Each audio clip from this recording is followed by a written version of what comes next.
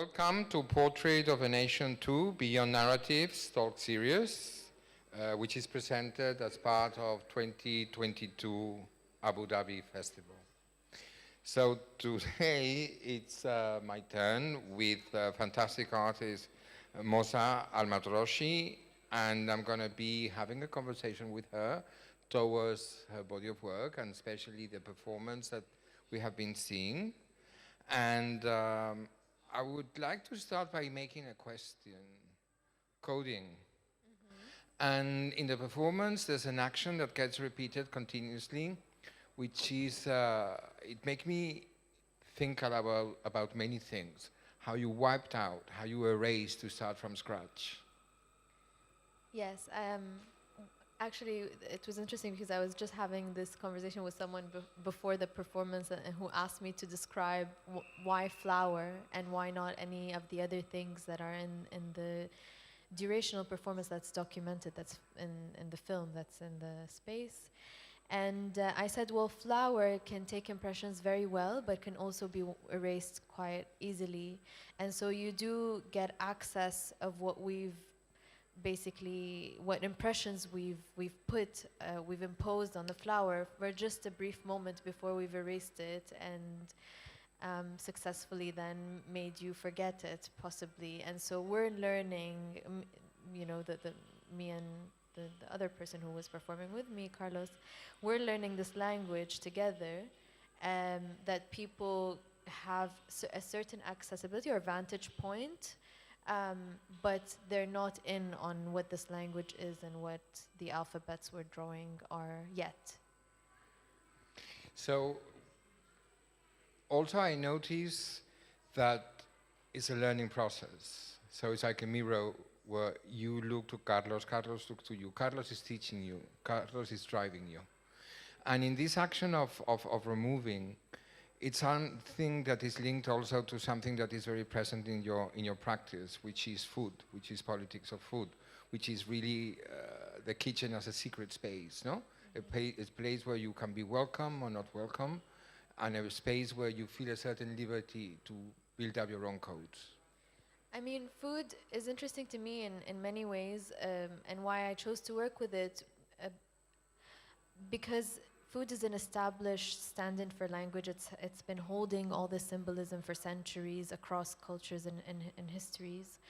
And also it's ephemeral, and you can consume it, and it can disappear, it can decay, it can have all these different life cycles, whether they're long or short, but generally lead to a death, to an end, to some kind of disappearance. And so that interests me a lot, this disappearance, this end of being in one state, or even changing states. It can be quite irreversible. If I pour water or a liquid on top of that flour, it will no longer be flour, and it can almost never go back to being flour. And so there's so many layers of how I've worked with food that have been interesting to me. And one that I've been wanting to attempt is actually being brave enough to insert my own ideas about what language I can form within the history of food as a language, and this whole time. Maybe I'm completely wrong with this, but I understand, or how I connect to your performances and your work is an exercise of memory. Right. Because things get erased, and you create codes based on memory, which I suppose is also, let's say, the nomadic tradition of how history is told by stories, not by remaining objects and things in the future, no? So how you deal with this situation when you try to create a code that is supposed to communicate, or is a code that only is created to communicate with yourself? It's almost like it's almost like teasing someone. Like if you learn it quick enough, if you're a quick learner, you're in on the language. But to go back to your point of erasure, much earlier in my practice, the biggest things I would respond to were loss and erasure and change and irreversibility. So all these things that have an impermanence somehow, and the deep sense of grief like the absence of something suddenly or the change of something. And so this is actually what drew me into food as well, because it does that so well, but it almost does it in a mundane way. Like there's a certain violence in cooking, but no one views it as a violence. And so I'm interested in these little violences that people seem to have normalized um, or not think of them as such, and so they exist in our lives. You know, I say like bread needs to almost burn itself to become fully realized and then become consumed. And I find these metaphors quite potent when I relate them to certain situations that are of my embodied experience or my general environment. Cooking, it's a history of success or failure. Depending on the final product, the taste, you succeed or you don't. You suffer or you don't. I suppose that you're much younger than me, so it's this process about healing things, and at the same time this process about, let's say, how you deal with the final perfect recipe, no? Which is at the end the goal of every good cook, no?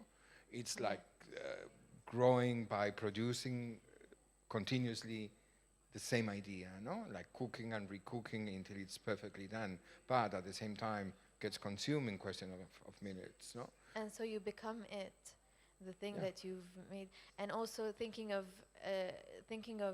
fire as this external stomach that, you know, we as humans changed when we started to cook.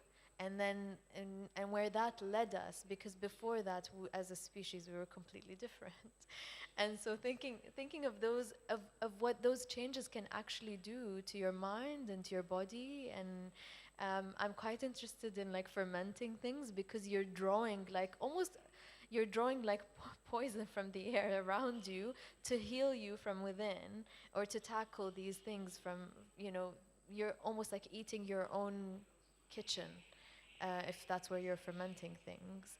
And I've always been interested in these spatial politics that are intimate to the home, but also I've worked in commercial kitchens. I've filmed in commercial kitchens. I mean, this work was inspired by a film called Glaze, where I went to different commercial kitchens in Sharjah that are set up in different community bakeries. And I was very interested in how these community bakeries they're commercial, so they're public, and they're by a specific community for their own community, and how it's a safe space for them, and a space that can also be distrustful if you're not from that community. And then there I was entering their intimate space, you know, of the kitchen as not only a consumer, but as I guess as a consumer, as a customer who has a power to kind of like report unhygienic practices if I spot them. And so they were very generous with me that they've allowed me to do that.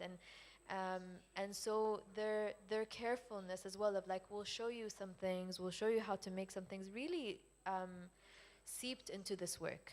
Into like, I'll show you something, but I don't know if I can show you all the way. That's like the trick of a cook, no? Never give the final recipe to anyone. So they're opening their hearts and their secrets to you. There's something very exciting also, this that I think it's in all your practice. It's you open a window at a certain distance and then you close it. You always have the sensation that you are part of something and suddenly you're excluded from it at the same time. When comes the moment with the perception of the spectator towards your work when it's completely and fully accepted inside? I don't know yet. I think I purposefully have been layering my work, and some of the layers remain impenetrable to a wider audience. That, you know, the work is supposed to be communicative. I mean, this work is about linguistics in a sense. But it has certain layers. It has the sonic element. It has, you know, the durational moving image. It has the alphabets that are these drawings that are completely made up. and have not been established in time yet. And so it can be a visual or a sonic experience at this point, and that's not, that doesn't, I don't think that dilutes it if that's someone's takeaway. If someone's mesmerized by the repetition and the kind of like handling of food, dough is usually related to the body, to flesh, and so, the handling of that can give certain connotations, but I feel like I purposefully have all these layers almost always in all my works, to kind of ensure that there are different readings that could be available for people, and also a kind of safety for me of like how far can I push certain narratives, how far can I go with them, how clear can I be, and so these layers protect me almost. I mean, they definitely do, not almost. Well, I totally understand that every artist has a universe that many times is very difficult to jump like without a parachute into it, no? And I think that the magic of your work, precisely, it's that secret coding that you can be able of unveiling or not, no? So it requires from the viewer, let's say, a commitment, Yeah. really to be understanding what you're looking at, no? And also it opens the door to research in terms of the references that you're using in your work, which I found that also gives a lot of enlightenment and excitement when you see the actions that you put together. I mean, people are very, they're very important elements in the work. First of all, it is a big ask for the viewer to decode. And that's something I'm shamelessly asking. Like, if you can decode, go ahead. But also in the way that the work comes together, I mean, a big part of the performance was responses and kind of like workshopping between me and Carlos. A big part of how the alphabets came together was me talking to a graphic designer, and I was like, respond to certain movements and like giving as little direction as possible to see what are people's intuitions. I mean, the performer's hands, an artist called Rashid Garwash, who offered me his hands to film for this, he was responding to the stills of my film Glaze, and we were thinking about them as 2D and kind of thinking about them differently and not to mimic the bakers.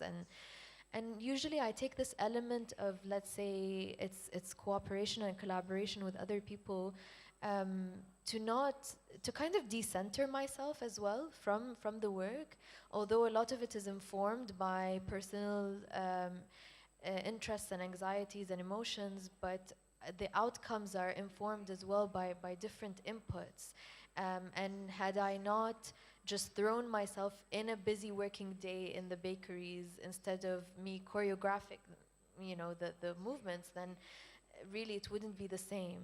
And so I'm always in this haphazard situation where like people are working or they're responding, and I'm anchoring these things and putting them together. It's very exciting what you are saying in moments where we are discussing about art and culture in pure coding terms and how the digital, the NFT universe is arriving in our lives, no? So precisely you are going in the opposite direction, no? Which I think is very, very exciting, no? It's like we have, or people has a spam, I mean, an amount of time that they can concentrate in something that lasts. That's why NFTs, I think they're so short, which is like Instagram stories. I mean, it could be like a minute and a half, no? And suddenly your performance took time. You have to be reading continuously what you write and what you erase. Requires from the viewer a certain type of commitment. And it goes to certain ideas that are linking to certain art schools from Dada and other moments.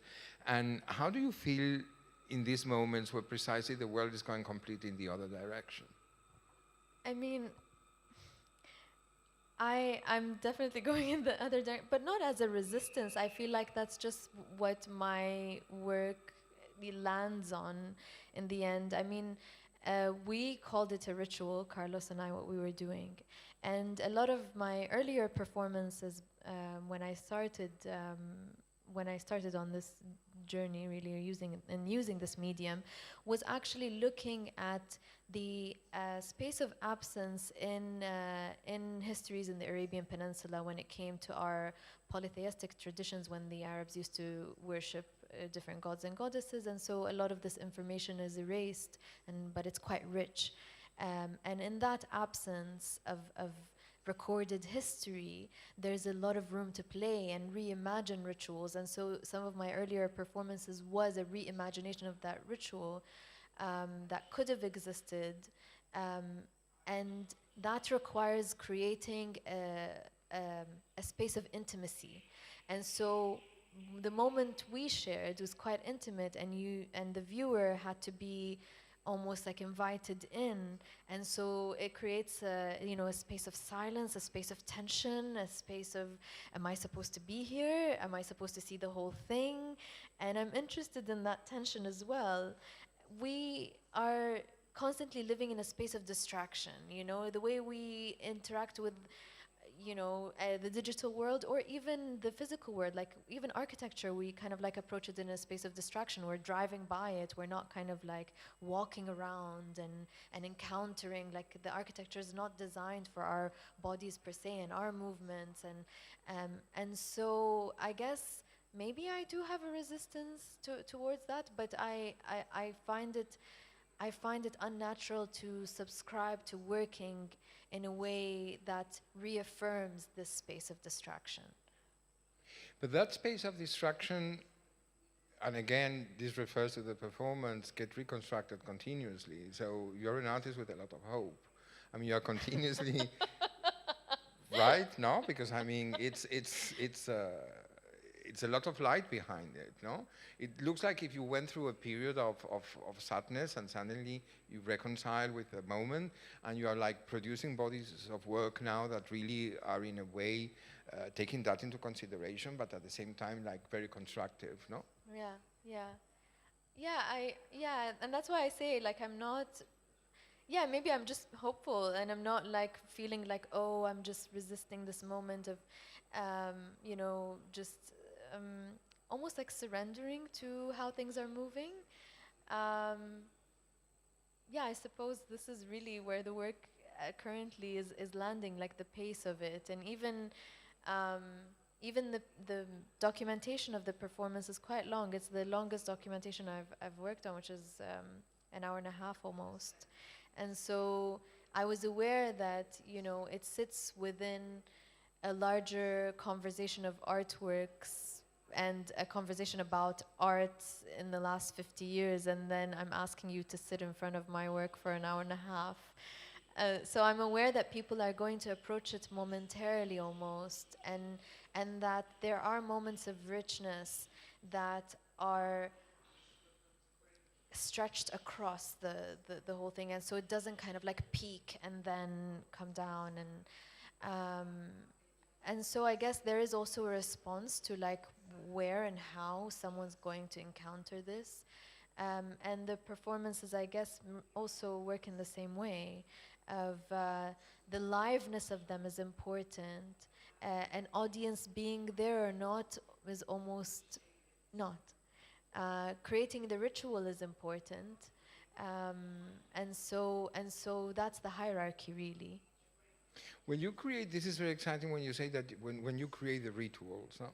Rituals are mainly, as we were commenting before, built up through history, no? The ritual is like a tradition that is linked to a belief or is linked to a certain community or civilization behavior, no?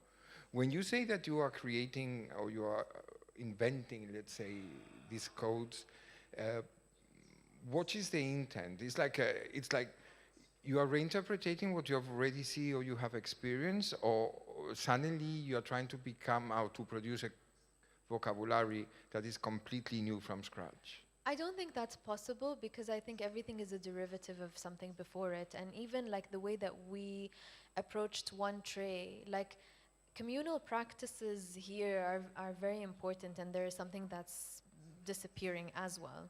And so to eat out of the same plate or to use the same plate, for everyone to have an established side on their own plate, for someone to even take their shoes off before entering a sacred space, and the home has also become a sacred space. You don't enter with your shoes, and you prepare the space, and there's that element of preparation that we were looking into as well, and that's not something original. That's something that is derived of practices that are held really in a really important place or space here and in other places, like generally speaking.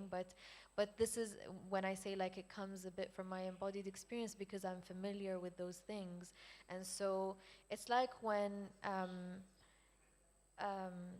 I was looking at different kind of like body movements for a previous performance, and thinking about where to derive form, because you need to derive form from somewhere. Like it can't really be from scratch. And so we were looking at the forms that the barista creates when he's creating coffee. And so we didn't want to mimic his movements. We wanted to kind of like create a sacred space and translate it from behind the counter where he stands and he creates all these intricate, latte art. And because when you go up to someone who's a food worker and you order something, it's like you've punched a code.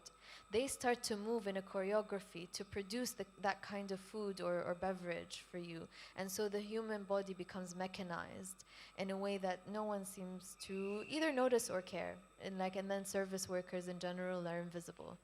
And so to kind of be so intentional to bring that out, and to then transform it into a sacred ritual, an experience that maybe is inviting, maybe is not very inviting, but is visible and is making you tense, and you don't know where your position is completely subverting this gaze of like, how do you look at a service worker, someone who's worked who's serving you, or who's working in the kitchen, that's bringing something that's supposed to nourish you and that's supposed to bring you enjoyment.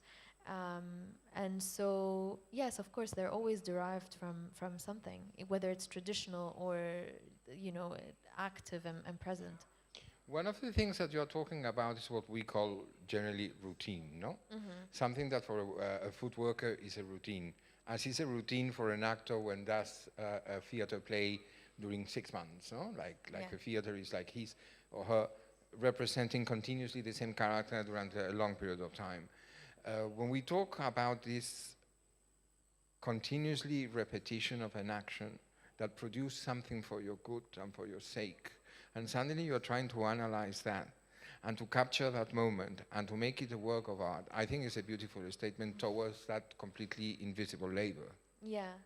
And I do come from a culinary background, and I didn't work profusely in kitchens, but the kitchen can be a very unkind space, and it can really be such a great metaphor for a lot of geographies as well, of just like this, you need to conform, you need to be mechanized, you need to be mobilized. I mean, the kitchen itself, the hierarchies in the kitchen actually were derived from the military. And so you can imagine there's a lot of abuse, a lot of just tension. And there's something that's known in the culinary world where chefs can be some of the most unkind people to themselves. They don't nourish themselves as well as they nourish others. And so I opted out of that world momentarily and started to look at what that means to be a body that does that. And then how, like, I didn't want to romanticize it either. Like, oh, wow, look at the beautiful labor of someone who's standing on their feet for 12 hours or, like a crazy amount of time. But in a sense, look at it as a form of translation. And even with what we're doing, like I couldn't mimic. Carlos was right in front of me, and I was thinking about it as a translation, and already, when you start to translate, already things get lost immediately. So there's almost a futility in kind of like creating this language if we can't learn it and we have to translate it so soon.